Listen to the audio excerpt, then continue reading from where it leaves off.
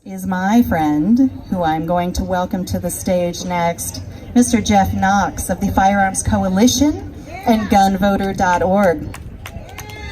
Jeff Knox is the director of the Firearms Coalition, an information and strategy group of over 3,000 grassroots organizations, gun clubs, and individual activists working together at all levels to educate and impact legislation toward the protection and restoration of the right to keep and bear arms. The Firearms Coalition publishes a bi-monthly newsletter called the Hardcore, C-O-R-P-S, love that, report.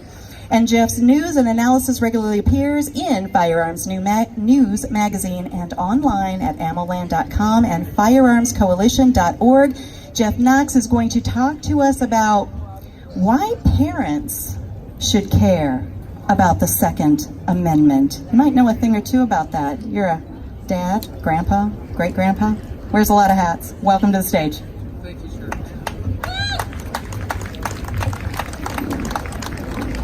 Hey, y'all move on up.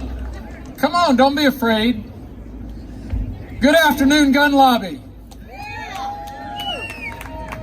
Thanks for coming out on this beautiful afternoon.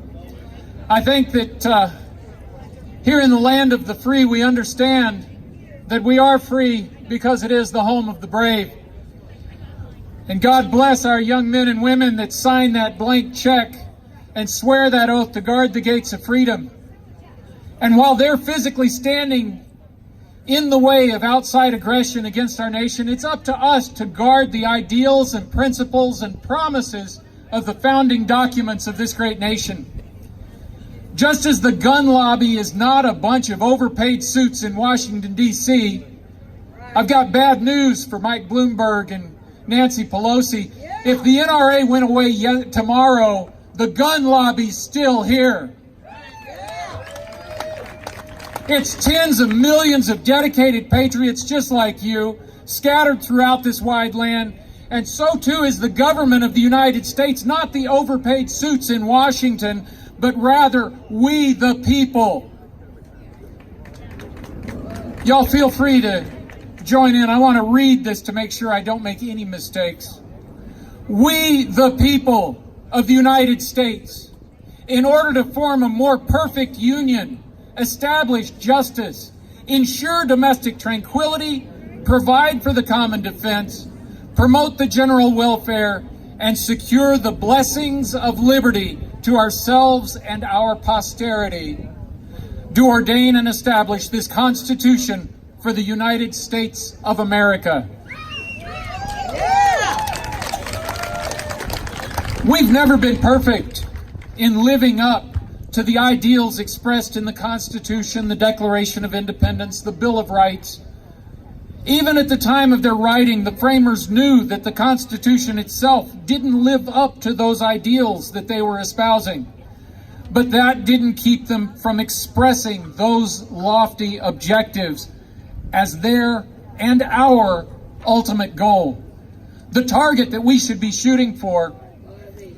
Perfection is not attainable in this world, but our charge is to do our best to strive for that unreachable goal, and not just for ourselves, but for our children, our grandchildren, and generations to come. If you look at the original copies of the preamble to the U.S. Constitution, which I just read, you'll notice that there are various words in that short passage which are capitalized. We the people is written oversized with bold strokes and all capital letters. The words order, union, justice, tranquility, welfare, blessings, liberty, and posterity all begin with what would be considered by our English teachers to be improper capital letters. But at that time, capitalization was commonly used as a way to add emphasis. These were the words that the framers expressed with special significance, and one of the most important in that list is the last one, posterity. Posterity is a word that we don't use much anymore. It's very akin to the word ancestors, except that it's looking in the opposite direction. As our ancestors are the generations that came before us, our posterity are the generations that come after us. And we have a sacred obligation to those generations. My fear, though, is that we've been doing a poor job of educating our children about the principles of liberty and the ideals upon which our republic was founded. The blessings of liberty are not reserved for old white guys, nor are they reserved for any other select group. They are the birthright of every American. And they're framed in the context of the smallest minority, the individual. It's incumbent upon each of us to know and understand the principles of liberty and to pass on that knowledge and understanding to our children and our children's children for generations to come. The Second Amendment says a well-regulated militia being necessary for the security of a free state, the right of the people to keep and bear arms shall not be infringed.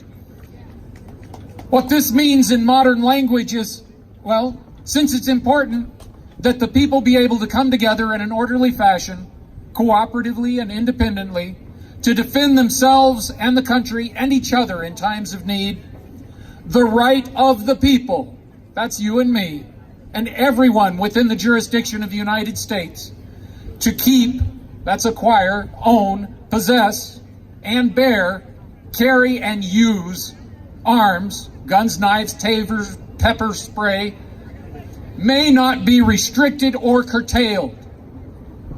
There's no ambiguity about this short statement or its intent, and those who want to try and complicate and confuse it are simply wrong.